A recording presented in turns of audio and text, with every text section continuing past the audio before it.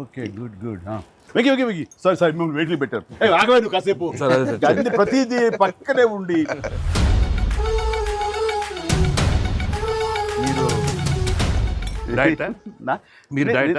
తింటాను అక్కడ బాగా డైట్ చేసి బాగా స్లిమ్ అయ్యి అక్కడ బాగా సినిమాలో బాగా సూపర్ స్లిమ్ మొత్తం ఇదే మారిపోయింది అక్కడ. ఏదోనయ్యా పొట్ట గుడ్డు కోసం మరి పొట్ట మార్చుకోవాలి కదా ఎంకి గౌడ. అందరికి తినే యోగం ఉంటుందా? కొంతమందికే ఉంటుంది ఇక్కడ. అది వాళ్ళు చేసి పంపిస్తారు, అటు వెళ్ళి మనం టీం మీటింగ్ పెట్టుకుందాం.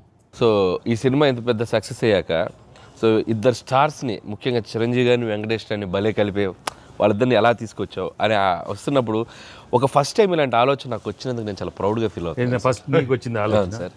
మీకు గుర్తుందా? రాజా రాజా రాజా రాజా అని పిలిచే మా నాన్నగారు నాయుడు గారు. అది ఫస్ట్ రాజా మీ ఇద్దరితో సినిమా తీయాలి రాజా, నువ్వు ఎప్పుడు ఇస్తావు చెప్పండి. నేనే మీరు ఎప్పుడు కథ రెడీ రెడీ అండి, నేను వెంకితో చేయడం ఇదేముంది నా బ్రదరు కచం చేస్తా అంతా మీ దగ్గర చేయడం మరీ మరీ ఆనందం అన్నాను.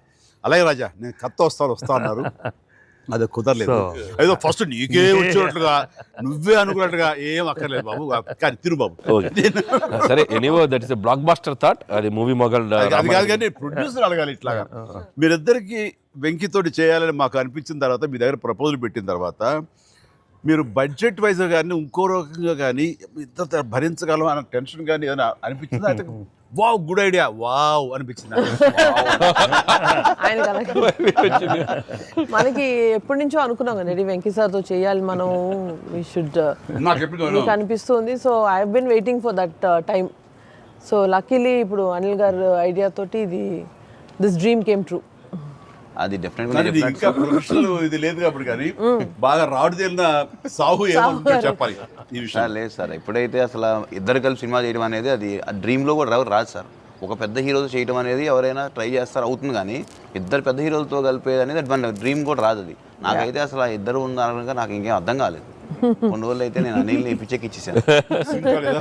ఒక్కోసారి ఆ సబ్జెక్టు ఇది అనుకుని ఫ్రీ చేయగానే ఆ సబ్జెక్ట్కి అప్పటి నుంచే సక్సెస్ కళలు కనపడుతుంటాయేమో అనిపిస్తుంది నాకు. ఈ సినిమా ముఖ్యంగా ఇది నువ్వు అనుకున్న దగ్గర నుంచి నయనతార ఉంటే బాగుంటుంది, ఆ ఫ్రెండ్ క్యారెక్టర్గా వెంకటేష్ గారు ఉంటే బాగుంటుంది అనుకున్నది, ఒక చిన్నోడు బుడ్డోడు క్యారెక్టర్ వాడు కానీ ప్రతిదీ సక్సెస్ తాలూకా అవన్నీ కూడా ఆటోమేటిక్గా జరిగిపోయింది. ఇది డెస్టిన్ టు హ్యాపీ అనిపిస్తుంది. ఎందుకంటే నయనతార మనం అడిగిన తక్కువ టైం అంత డేట్లు ఇస్తే మనం ఊహించలేదు. ప్లస్ మనం అనుకున్న దానికి తను ఏమైనా ఓవర్లోడ్ అవుతుందేమో ఇన్ టర్మ్స్ ఆఫ్ బడ్జెట్ కానీ ఇలా అన్నీ అనుకున్నాం, కానీ అన్నీ అలా కుదురుతూ వచ్చినాయి. ఇంకా మీ అదృష్టం ఏంటంటే మంచి సీజన్లో పట్టాం ఈ సినిమా.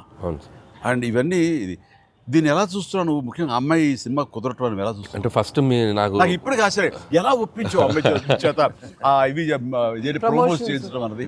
అంటే ఫస్ట్ చాలామంది ఆప్షన్స్ అనుకున్నప్పుడు సార్ నాకు మైండ్లో కొడతా ఉంది, మీకు వేలు చూపించి వార్నింగ్ ఇవ్వటాలు, మీ ముందు అలా అసలు మీరు అమ్మాయిని చూసి కొద్దిగా అలా బెరుకుగా ఉండటాలు, ఆ కటౌట్ ఎవరో ఒక పెద్ద కటౌట్ లేకపోతే ఇది వర్కౌట్ కాదు, టోటల్ సినిమా అంతా మిస్ఫైర్ అయ్యే అవకాశం ఉంది, ఎవరిని పెట్టినా కూడా అసలు ఆర్టిఫిషియల్గా ఉంటుంది అంటే నయనతారగానే ముందు సాహు గారికి థ్యాంక్స్ చెప్పాలి సార్. ఎందుకంటే ఆ ఛానల్ని ఎక్కువసేపు కదిపి ఇది చేశారు. తర్వాత సుస్మిత గారు అటు నుంచి నరుక్కొచ్చారు. వీళ్ళిద్దరు బ్యాక్ ఎండ్లో ఒక వర్క్ చేసి పెట్టారు. చేసి పెట్టాక నాకు ఫోన్లోకి టచ్లోకి వచ్చింది అమ్మాయి. కథ చెప్పాక ఫస్ట్ కథ బాగా ఎగ్జైట్ అయింది సార్. కథ బాగా ఎగ్జైట్ అయింది. ఎగ్జైట్ అయ్యాక చిన్న టెక్నికాలిటీస్ ఇష్యూస్ జరుగుతున్నాయి. ఇంకా అమ్మాయి కష్టమేలేమో అనే స్థితికి వచ్చింది.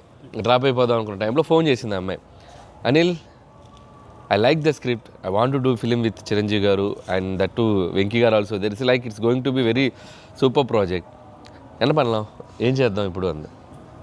ఇది టెక్నికాలిటీస్ కొద్దిగా సెట్ అవ్వట్లేదే అంది. ఒక ఆప్షన్ ఉందండి, నువ్వేం చేస్తావు ఇప్పుడు నేను నో చెప్తే అంది.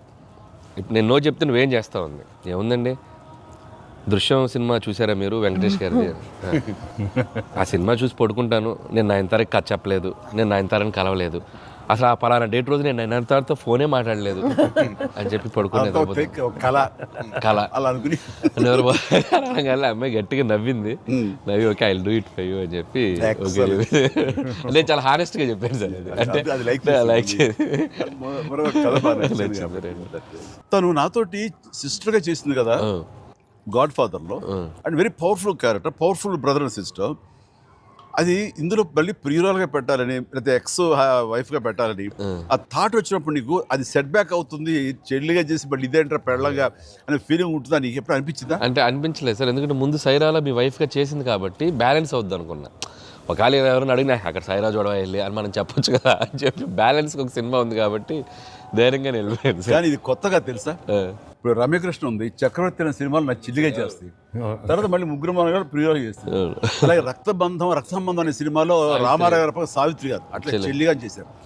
వాళ్ళు ఏ సినిమాకి ఆ సినిమాని సెపరేట్ యూనిట్ గా కథ కరెక్ట్గా సెట్ అయిపోయి కరెక్ట్గా ఉంటే అసలు వాళ్ళేమి సినిమా రన్నింగ్ అవుతుండగా పాజ్ ఇచ్చి అప్పట్లో చేశారు కదా మళ్ళీ ఇదేంటి అనుకోరు.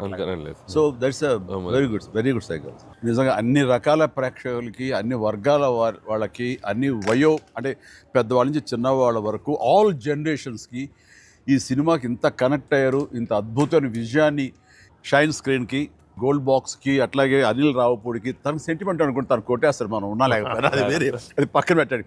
సో వెంకయ్య గారికి మాకు ఇంత ఆనందాన్ని ఇచ్చి, ఇంత పెద్ద సక్సెస్ని ఇచ్చి, నిజంగా చెప్తాను మనస్ఫూర్తిగా కృతజ్ఞతాపూర్వకంగా నిజంగా ఆడియన్స్కి మేము ఎప్పుడు రుణపడి ఉంటాము. అండ్ నా మిత్రుడు, సోదర సమానుడు వెంకీ చాలా పెద్ద మనసుతోటి ఈ సినిమా ఒప్పుకొని దానికి పూర్తి స్థాయిలో మనసావాచ కర్మని ఇన్వాల్వ్ చేసి ఇది ఇంత రక్తిగడ్డానికి ఫినిషింగ్ వచ్చేసరి సినిమా ఆ మరో లెవెల్ వెళ్ళడానికి కారణమైనటువంటి నా మిత్రుడు కూడా మీ అందరి సమక్షంలో నా హృదయపూర్వక ధన్యవాదాలు తెలియజేస్తాను.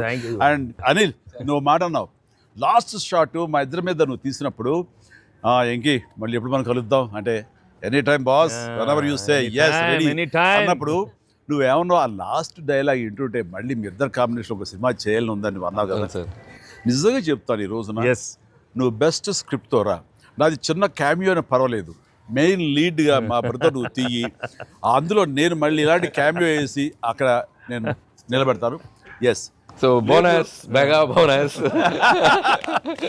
లేదు ఫుల్ ఫ్లెడ్జ్డ్ ఈక్వల్ గా బెస్ట్ క్యారెక్టర్ ఇద్దరు చేస్తాడా, nothing like that. Any time. Thank you all. Very happy Sankranti. మనస్ఫూర్తిగా మీ అందరికీ థ్యాంక్స్ చెప్పుకుంటున్నాను. Thank you. తెలుగు ప్రేక్షకులందరికీ సంక్రాంతి శుభాకాంక్షలు. ఈ సంక్రాంతి కూడా మర్చిపోలేని ఒక విజయాన్ని అందించారు, దట్టు నాకు ఇష్టమైన ఇద్దరు హీరోలతో. And thank you so much. Love you all. మా సినిమాని ఇంత లవ్ చేసిన ఆడియన్స్ అందరికీ very happy Sankranti. Thank you. Telugu ప్రేక్షకులందరికీ మాకు ఇంత ఘన విజయం ఇచ్చినందుకు వెరీ థ్యాంక్స్ అండి. అలానే మీ అందరికీ సంక్రాంతి శుభాకాంక్షలు. Thank you. ఎలా ఏంటి వెరీ హ్యాపీ. సినిమా పెద్ద బ్లాక్ బస్టర్గా మరి నాకు ఎంకి కూడా ఏదో జాయిన్ అయితే బ్లాక్ బస్టర్ ఏమవుతుందంటే మనం అందరికీ థ్యాంక్స్ చెప్పుకోవాలి కదా. Thank you.